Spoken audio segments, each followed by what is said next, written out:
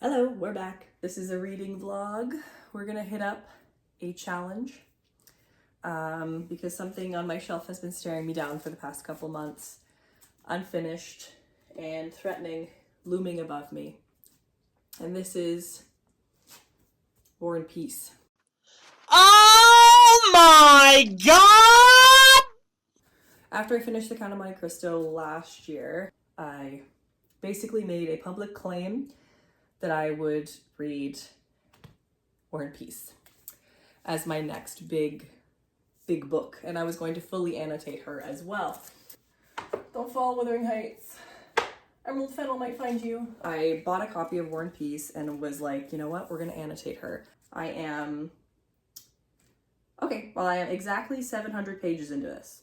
So that's a pretty good place for me to start today. My goal is to finish this book today. I have these little tabs marked at each 100-page mark. I have about 600 some pages left. I'm filled with excitement and fear. I'm filled with ADHD medication and an espresso. Let's hit it. Wish me luck.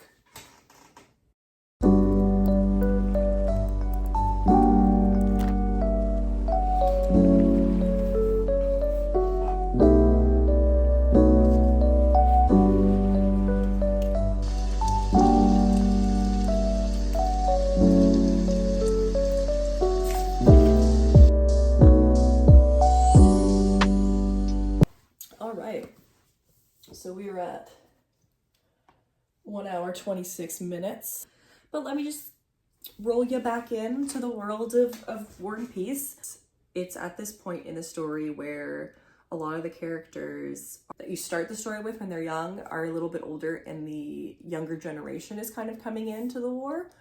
The juxtaposition of how Nikolai was when he first joined the army and his love and passion for his leader, his ruler, and how he sees the war now versus Petya, who is now determined to join the war because he is also in that same mind space, that same passionate love for the emperor, despite not really knowing and being very naive. There's a couple of quotes too that I think are really, really good. Osterman's flattering words and promise of a reward should therefore have struck him all the more pleasantly, but he still felt that same vaguely disagreeable feeling of moral nausea. What on earth is worrying me? Something else resembling remorse tormented him. Yes, oh yes, that French officer with the dimple. And I remember how my arm paused when I raised it. He's found the reason that he feels this moral dilemma within him, and he's connecting it to the French officer, attributing that guilt to his hesitation, not to the actual action. Cognitive dissonance between action and his own conscience. All right, keep reading. I am cramping really bad, I'm feeling right now. It's dawn of the first day, I fear. And I have about 500 pages left. I will see you in 100 pages. So, 100 pages later, in those 100 pages, the cramps went from 3 to about a 10. Okay, that was a lot. Incredibly unnecessary. It's not supper. No. One of the things that I'm finding a lot in this specific section, the way that Tolstoy is able to kind of place these historical events in context of how completely unnecessary they were. The only aim is to weaken the enemy, so of course one cannot take into account the loss of private individuals, which I think is a really interesting way of saying human life. That entire group of people is my enemy. They are my enemies, in my opinion. They are all criminals. And so, thinks Timothy of the whole army, they should be executed. Since they are my foes, they cannot be my friends, whatever I may have said at Tilsit. But what is war? What is needed for success in warfare? What are the habits of the military? The aim of war is murder. The methods of war are spying, treachery, and their encouragement, the ruin of a country's inhabitants, robbing them or stealing them to provision the army, and fraud and falsehood termed military craft. The military life is characterized by absence of freedom, that is, discipline, idleness, ignorance, cruelty, debauchery, and drunkenness. And in spite of all of this, it is the highest class, respected by everyone.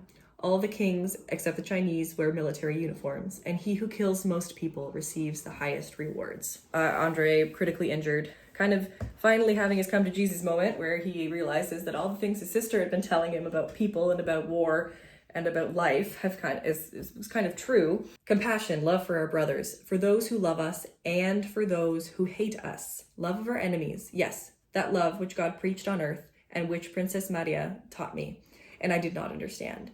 That is what made me sorry to part with life. That is what remained for me, had I lived. But now it is too late, I know it.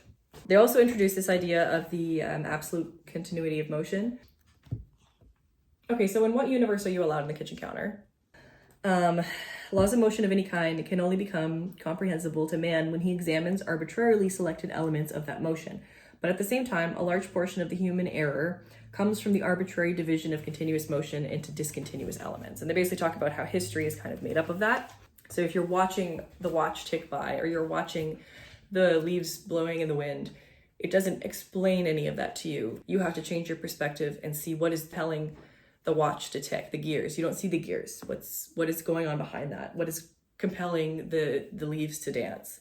It's the wind. How does the wind work? We just look at the leaves dancing. We don't think about the wind. So I'm at page 900 now. I'm gonna go read another 100. All right, wish me luck.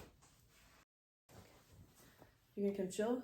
That was the next 100, so I'm at 300 so far today. Simon is here for more.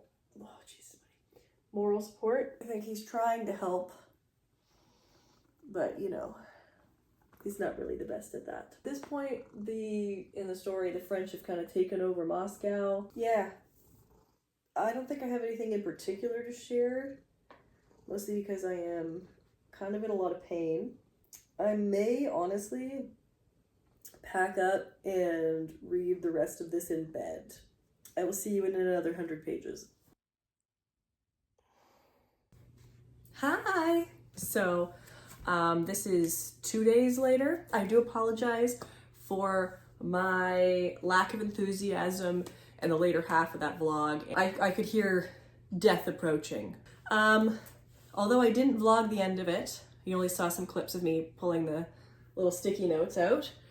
I did, in fact, finish War and Peace that same day. I accomplished my challenge.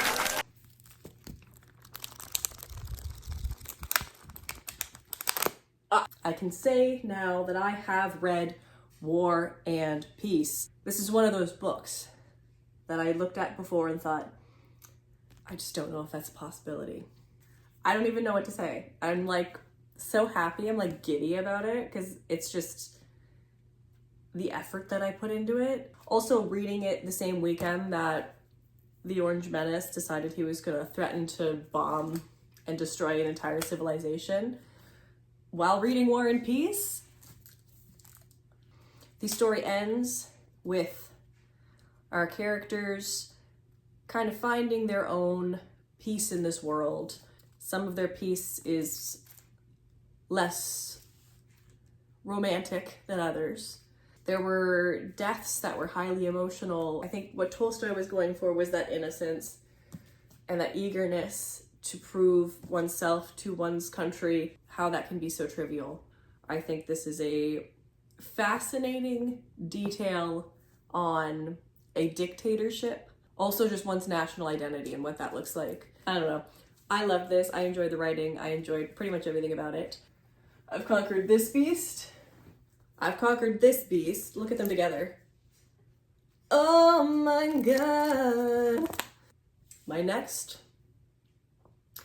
big book on my 100 classics to read in your lifetime list. Oh my god! Moby Dick, a book that I have been dreading reading. I could not be less interested in reading this novel.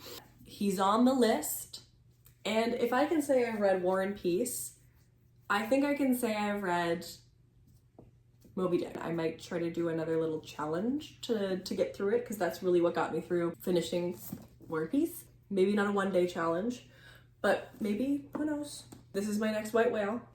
Wish me luck!